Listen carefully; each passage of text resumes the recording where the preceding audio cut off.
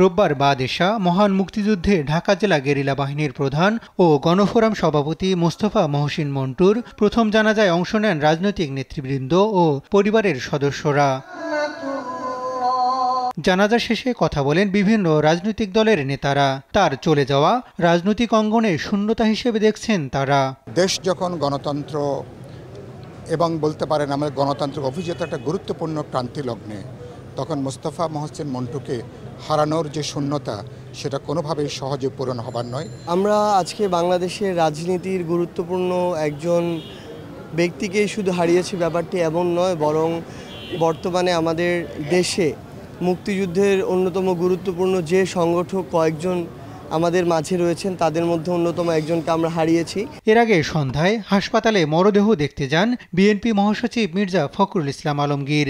বলেন, নীতির প্রশ্নে কোনোদিনই আপোষ করেননি মোস্তফা মহসিন মন্টু।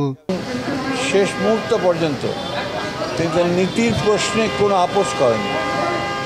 গণতন্ত্রে অটল বিশ্বাসী একজন মানুষ, বাংলাদেশের স্বাধীনতা সার্বভৌমত্বে বিশ্বাসী একজন রাজনৈতিক নেতা, যাকে সত্যিকার অর্থেই আমরা একজন বিশিষ্ট দেশপ্রেমিক রাজনৈতিক নেতাকে হারালাম।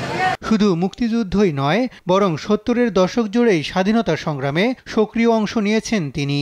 স্বাধীনতা পরবর্তী সব গণতান্ত্রিক সংগ্রামে অগ্রণী ভূমিকা পালন করেন এই মুক্তিযোদ্ধা। একজন সত্যিকার অর্থেই একজন মুক্তিযোদ্ধা। সোমবার সকালে কেরানীগঞ্জে দ্বিতীয় জানাজা অনুষ্ঠিত হবে। এরপর বাদ জোহর ঢাকা বিশ্ববিদ্যালয়ের কেন্দ্রীয় মসজিদে তৃতীয় জানাজা শেষে সবার শ্রদ্ধা নিবেদনের জন্য নেওয়া হবে জাতীয় শহীদ মিনারে।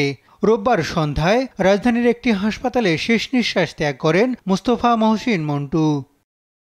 হাসান আল মাহমুদ, দেশ টিভি, ঢাকা।